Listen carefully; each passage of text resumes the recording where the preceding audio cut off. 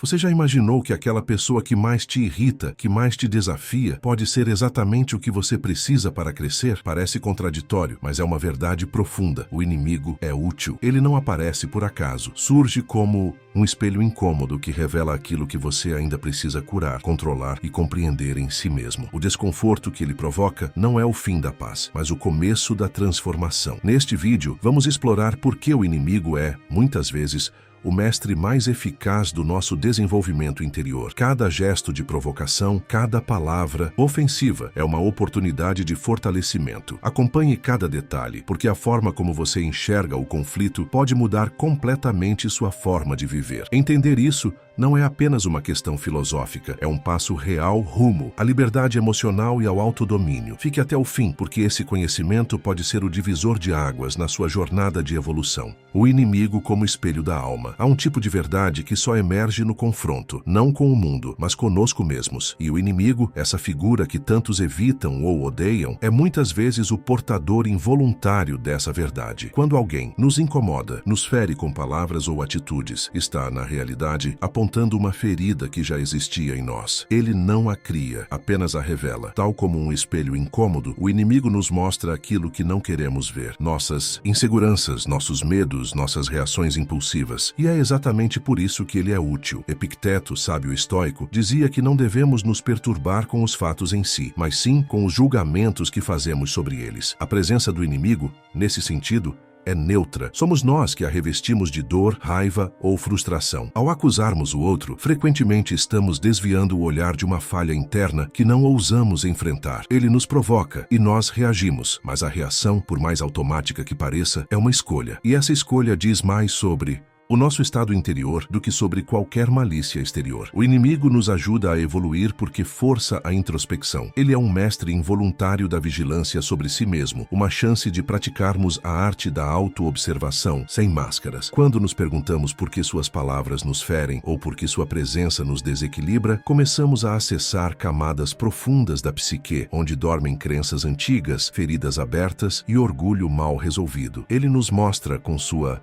existência incômoda, quem ainda somos, e se estivermos atentos também quem podemos escolher não mais ser. Aceitar essa perspectiva é um passo em direção à liberdade interior. O inimigo não precisa ser amado, mas pode e deve ser compreendido, pois ao revelarmos o que ele reflete em nós, deixamos de ser vítimas do reflexo e passamos a ser escultores conscientes da alma. Nesse sentido, o inimigo não é o fim da paz, mas o início de uma paz mais profunda, aquela que nasce quando deixamos de lutar contra o outro e começamos, enfim, a dialogar com nós mesmos. A forja da virtude é através do conflito. A paz verdadeira não nasce da ausência de oposição, mas da habilidade de permanecer íntegro, mesmo quando tudo ao redor clama por ruptura. O inimigo, nesse cenário, torna-se mais do que um antagonista. É uma pedra de amolar que testa e fortalece nosso caráter. Cada vez que enfrentamos um ataque injusto, uma ofensa calculada ou uma traição inesperada, recebemos uma rara oportunidade, não de revidar, mas de exercitar a virtude. A vida, em sua sabedoria dura, sabe que o espírito precisa de resistência para crescer, tal como o músculo exige tensão para se desenvolver. Os antigos estoicos não buscavam facilidade, buscavam fortaleza interior. Marco Aurélio, em suas Meditações Solitárias, recordava a si mesmo que os homens rudes fazem parte do mundo assim como os espinhos pertencem à rosa. Não cabe a nós moldar o mundo ao nosso conforto, mas moldar nossa alma para que ela se torne inabalável diante dele. O inimigo, então, é convocado pela providência não para nos destruir, mas para nos lapidar. Ele impõe a prova e nós escolhemos se nos tornamos reativos ou virtuosos. O ofensor exige nossa paciência. O traidor nos chama à compaixão. O invejoso nos desafia à humildade. A verdadeira vitória não está em derrotar o outro, mas em conquistar a si mesmo. E essa conquista não se faz no conforto, mas no atrito. O conflito com o inimigo não é um erro do destino, é parte do caminho. Ao sermos pressionados, revelamos do que somos feitos e temos a chance de escolher ser melhores. O estoico não se queixa da dor, mas a usa como combustível para a excelência, porque ele sabe que não há sabedoria sem teste, nem virtude sem prática, e o inimigo, por mais desconfortável que seja, é o cenário perfeito para que essa prática se torne vida.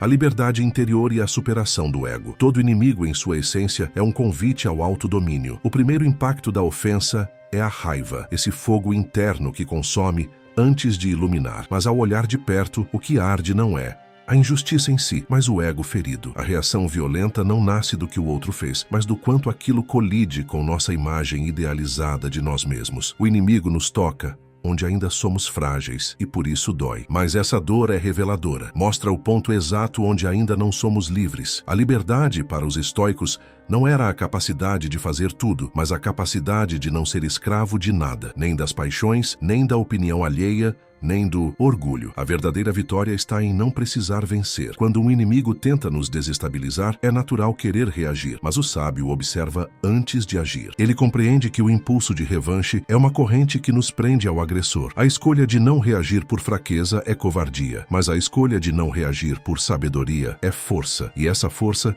nasce do silêncio lúcido que escuta a si mesmo antes de responder ao mundo. Superar o inimigo, portanto, não é derrotá-lo, é transcender a necessidade de conflito, é perceber que a provocação só tem poder sobre aquele que ainda precisa provar algo. O estoico, ao reconhecer a si mesmo como senhor de suas respostas, conquista algo que nenhum inimigo pode roubar: a serenidade. Quando não se é mais regido pelo ego, mas pela razão, o inimigo deixa de ser uma ameaça e se torna um mestre, o mais exigente e talvez o mais necessário, pois é ele quem nos ensina que a alma livre não é aquela que jamais é atacada, mas aquela que permanece intacta, mesmo quando o mundo inteiro se levanta contra ela. Obrigado por assistir. Se este conteúdo te fez refletir, curta e compartilhe. Alguém pode estar precisando ouvir isso hoje. E não vá embora ainda. Assista ao próximo vídeo que está aparecendo aí na tela.